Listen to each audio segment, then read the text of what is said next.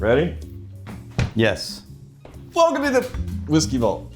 Rex, Daniel, whiskey. A gift from Gary Walker, a magnificent bastard. Gary Walker, the magnificent bastard.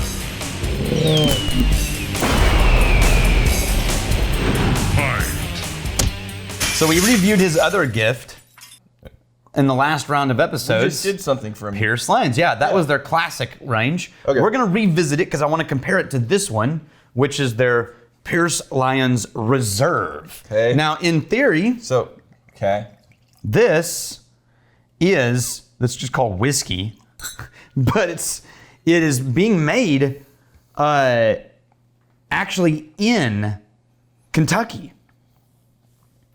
So this is double copper pot distillation whiskey made in Kentucky.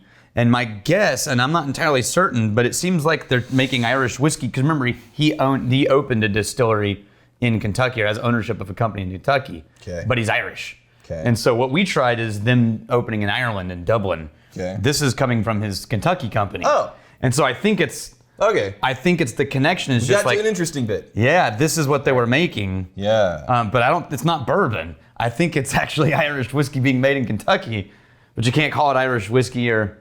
Okay. You know?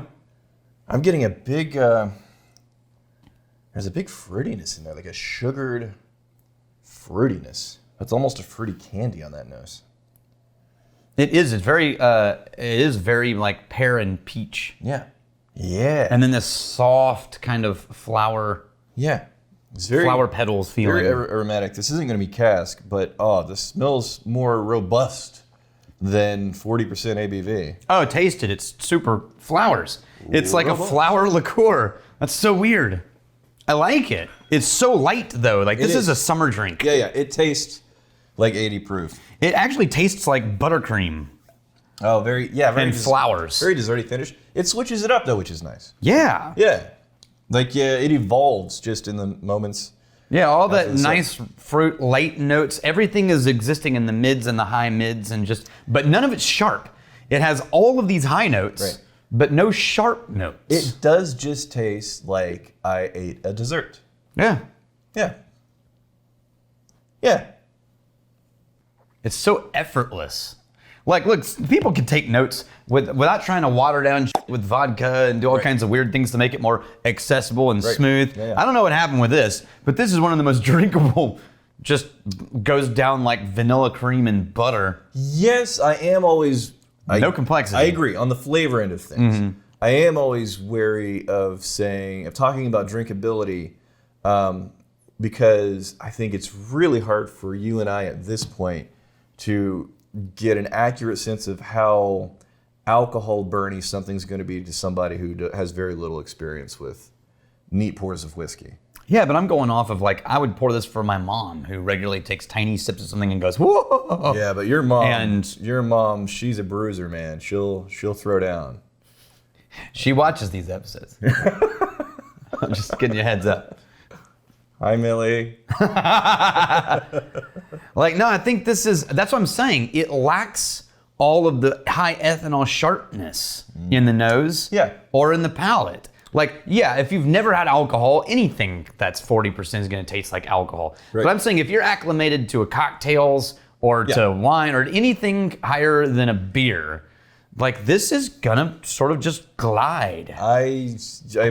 Compare it to this. Yes, last time I would have sworn this was like the lightest, friendliest Irish accessible, but now it smells like kind of musty and pot still malty and you know what I think a big part of people have little high proof alcohol liquor their sharpness spirit experience. I think the actual sipping method, I think if they're sipping it like if they're drinking it like a beer or a wine, there's this thing where you're more likely to just kind of throw it in the back of the mouth. That's where the burn hits, right? And people who are used to neat pours, it's a sip at the front, you hold it, and then you let it slowly move back. Because if you're just throwing it and swallowing it, it's gonna even 40 proof is gonna hit you pretty hard. Yeah. Like every once in a while, you and I will be like, it'll be a low proof whiskey. We'll get a sip, we'll throw it back, and then we'll have like a little bit of a coughing moment because we didn't. Yeah. Yeah, just because it's all evaporating really fast. It tastes like burning. Yeah, this has more round and slightly spiky notes. Explain this. This is the original Irish Pearse that we did a few days ago. Yeah. And even though it's a blended Irish, and I would have classified it as super mellow and approachable, this is even more approachable, even more vanilla but not flavored. Does not taste flavored. It does not taste flavored. It also doesn't taste like American whiskey. No, it does not. It tastes really nice. I like it. But in a blind pour, I promise you, American whiskey would not even be like in the top 3 categories I would name. I'd be talking about Scotch. I'd be talking about Irish, and then I don't think I would even approach Scotch. I would call it either Irish or a really weird Japanese whiskey. No, I would say Scotch is like the sweeter into things, like really Speyside, desserty. Yeah, but even the Speysides have a malt funk that's just, there's very desserty Speysides where they're not leaning into like the classic malt. You want me to pull them down? You want me to pull them down right now? Yeah. I'll pull them down right now. A/B compare those and you will not find anything even close to this. Wait, again. Not a single thing. My navigation skills. I can give you some recommendations to improve your odds, but even those won't do it. Are you patronizing me? Tamdu. Are you patronizing Cardu. me? Are you patronizing me right now? Glen Rothus. Are you explaining things to me I'm in such a way that doesn't appreciate how much I know what to pull down? I'm mansplaining. I know what to pull down. Are you ready? Yeah, do it. Close your eyes. You close your eyes. I'm gonna give you a blind pour. I'm not closing my eyes. Close your eyes. I won't look at what you're pouring. I'm gonna give you a blind pour. I don't trust you. You don't even have to bring the bottle over here. What? You don't trust me? Do you need your own glass for the blind pour? I don't want you to see where I'm going. Oh, okay. Okay, I will not drink it blind. Face the wall. But I will. My eyes are closed, I promise. Face the wall. No, face the wall. I think this is the wall. Well, maybe it's the wall. If I move, am I going to knock over a bunch of bottles? Or am I going to run into the barrel? Oh, Jesus. 3 hours later. I ran into a bottle, so I think I'm facing the wall right now. Are you done yet? Wait, you're right behind me. Ow! Mother.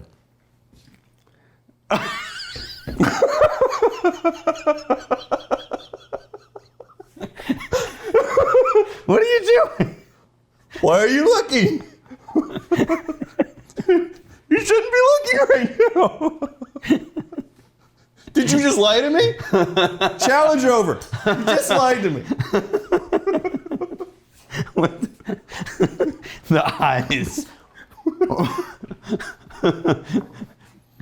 Oh, Lord. Did you just blend Wyoming whiskey with Pearse Lyons? No. Bastard. You didn't pour Pearse Lyons into Wyoming, did you? Into a bottle so you could then pour it back out again? I was gifting you. It was a jewel. This was, the only thing you had to do was not be sketchy. No. This was a pearl of experience and wisdom and tasting prowess. Whizbum. I think you have breached an unspoken understanding of our relationship. Oh, which is? That I'm really good. And you're really bad. There was a whole video about you having qualities, I seem to remember. All the qualities. You have good qualities? So many qualities. You contribute? Igor Bobar? I was just watching Mila Kunis on Craig Ferguson's show, and I thought her way of speaking and articulating reminds me of someone. It's Daniel. He speaks and moves like Mila Kunis, which is hilarious to me. Because I went back and watched. Because I was like, it is actually kind of close. Because if you had to choose to be either Mila Kunis or Craig Ferguson, you would choose Craig Ferguson. You are a big fan of the Craig Ferguson. Oh, love Craig Ferguson. But you're the Mila Kunis. Yeah. I'm a fan of Mila Kunis. She's cool. But you know what else she does? So I went and just like Googled and clicked on her in an interview with Ellen. Right. And she does this constantly. Are you ready? She does it. She does it constantly. I told you I met her, right? And I was like, oh no. It is like I met her behind the stage at a concert way back in the day, around the 2000s. Wait, is she like this tall? Yeah, she's we. She is of your people. Dave West, I have to say that the editing and animations have really improved since you have a real professional handling it now. Yeah, when you were editing it, Rex. Wait a minute. I edited for like, what, 2 months? That was it? Yeah, that counts. That counts. Dan, if you could just dial it back a little. Yeah. It's making me... You got to slow roll it. You got to have save something for next year. It's making me look, it's making me look bad. To justify the improvement. Making me look bad. I've actually done all the editing until Dan got here. I do it all on my iPhone with GarageBand Can I say this? and QuickTime iPhone edits. And who wants to see a Daniel edited episode? I don't even know how. Daniel, you can Google. It's fine. I'll let you use my software. Can I use iMovie? I mean, I don't know what. Actually, I don't know how to use iMovie. Sure. I literally don't know how to. I can edit sound. So here's what happened: is I'm just gonna edit this amazing soundscape and audio. Congratulations, you know how to do like 1/5. And it will not match anything that's on the screen at all. We need a Daniel edited episode. You know what it's gonna be? It's just gonna be like raw footage, uncut. Oh yeah. No cameras. And then I'm gonna have like a pop-up slide at the beginning and at the end. You think you can do pop-up slides? I don't know. You just put like a music track underneath. Yeah. Ding ding ding ding ding ding. You're just gonna do a score. You're just gonna score the episode. Yes. You're just gonna. Yeah. You're gonna do a raw, uncut episode with a score. Yeah. Okay. I don't know how to edit video. You know what though? That's a terrible idea. The people demand it. It's going to take me like a month to get through one 15-minute episode. Especially after that sketchy behavior. It's not sketchy. It's like, I promise I'm not looking, and then...